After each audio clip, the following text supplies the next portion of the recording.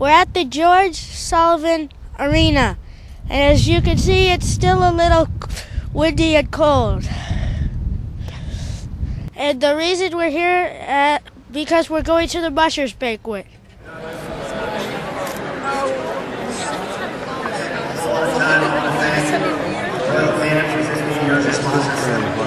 want to thank my wife for being and I guess that's Scotty for about 19 years with some of us coming up.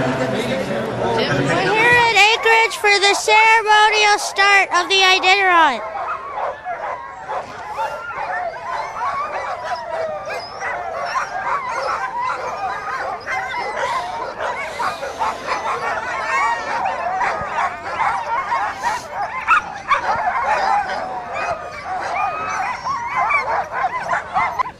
What's your strategy?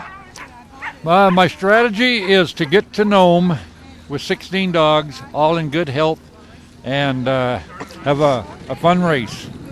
Okay. What's your lead dog's name? Waldo. And then I got Tina and Thunder and a couple others that are good in lead also. Okay. And you want to ask him what he thinks of the trail conditions. What do you think of the trail conditions? Not good is what I hear. There's a lot of areas where there's no snow, and of course you need that snow to get a fast run on it. So it's going to be rough, a lot of rocks and gravel and dirt. What happens if you run into a moose? It's not good news. When I see a moose, what I do is I stop the team and break contact and then continue on. I don't want to mess with a moose. They're bigger than me and they're bigger than my dogs. And what about this doggy in the basket? That's Sport. The dog here in the basket is Sport. She has taken me to Nome twice. She's a lead dog, real good dog. And she's retired now. We were going to run her today, and we just decided just a few minutes ago not to run her. So she's just resting? She would rather sleep. Not a bad idea. Not a bad idea. GB, thank you so My much pleasure. for your Good time. job. Good job. Okay, this is Richard Hung. Have a nice ride. I will, thank you. Yes. Do you love this, Chad? Yep. You're here. Okay, the reason the dogs are barking because they want to run.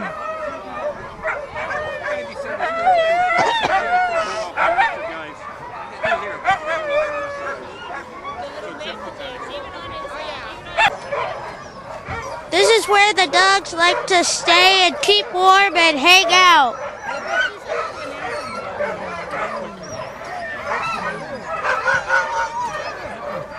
And they get harnessed.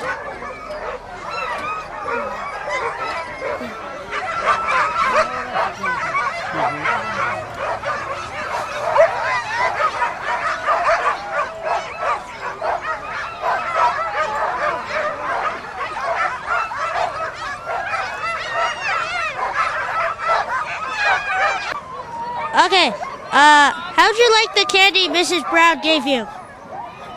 Oh man, we were fighting over it last night. Okay. Yeah, there was 5 of us and we were fighting over it. Okay, serious question. Let's go. Strategy. What's your strategy? Go fast and get there first. What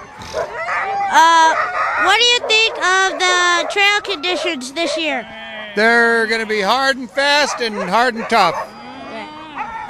What do you do if you run into a moose?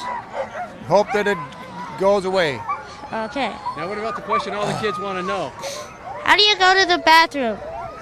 Standing up. Okay.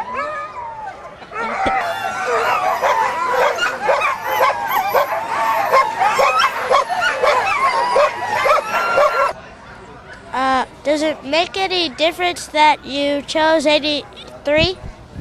No, the only difference it makes is that on the first day, I don't have to stop and let a bunch of people by me because I'll be running slower initially than almost everybody.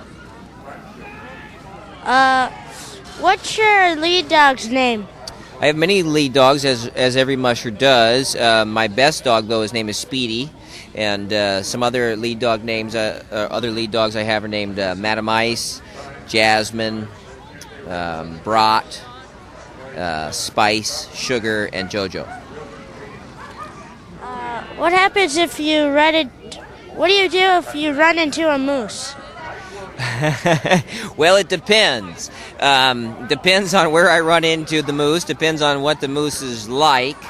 It depends on if it's in a race or not. If I'm at home and I run into an angry moose, I just turn the whole dog team loose, and we drive the moose off the trail. Moose don't like a pack of loose dogs. They're much more ornery when they're tethered.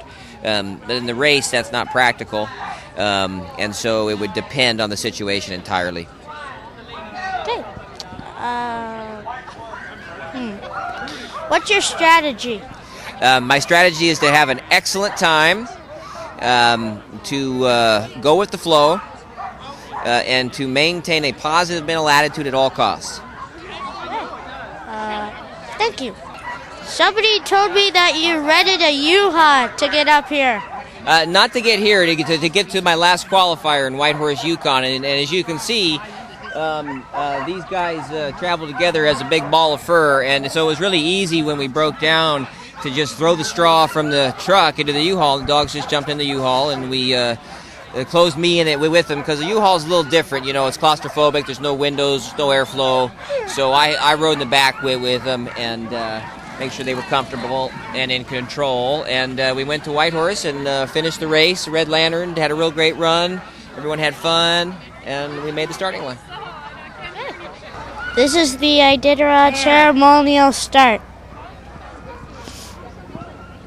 5, 4, 3, 2, 1, go! From Walhalla, Michigan, that is Kevin Morlock at Iditarod 35.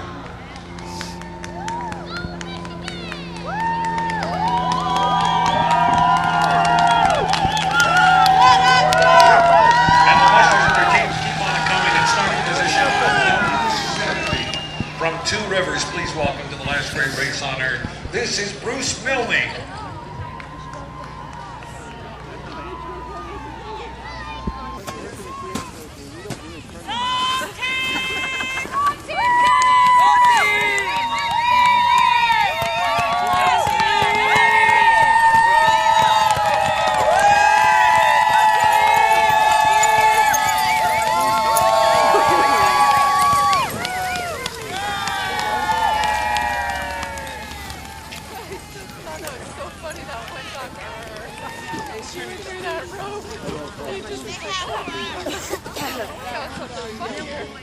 Okay, we're at the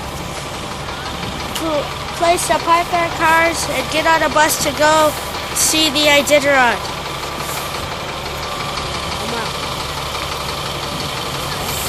Okay, this is Lance Mackey, and I'm going to ask him some questions. You bet. What's your strategy? Go fast. Go fast as far as possible. What do you do if you run into a moose? Well, it depends on the situation. If the moose is mad, and then not getting out of the trail, which normally happens only when there's a lot of snow. There's not much snow this year, so, we stand and scream and yell and wave our arms like we're absolutely out of our minds, and hopefully that'll scare them off just enough to get by, That's what he thinks about the trail conditions. Yep. What do you think about the trail conditions this year? Well, I wish there was a little bit more snow. Unfortunately, that isn't the way Mother Nature works. We can't plan how that comes out. So we have to take what we have dished out. We have to take our hand as it's dealt. And if there's no snow, we deal with it. I put a little more plastic in my sled. And we're going to just go with the flow. And ask him why he's doing this. Why are you doing this year? Because I need a new truck.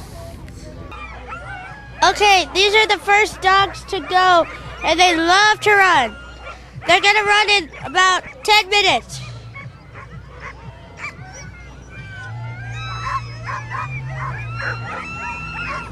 Two, 1, go!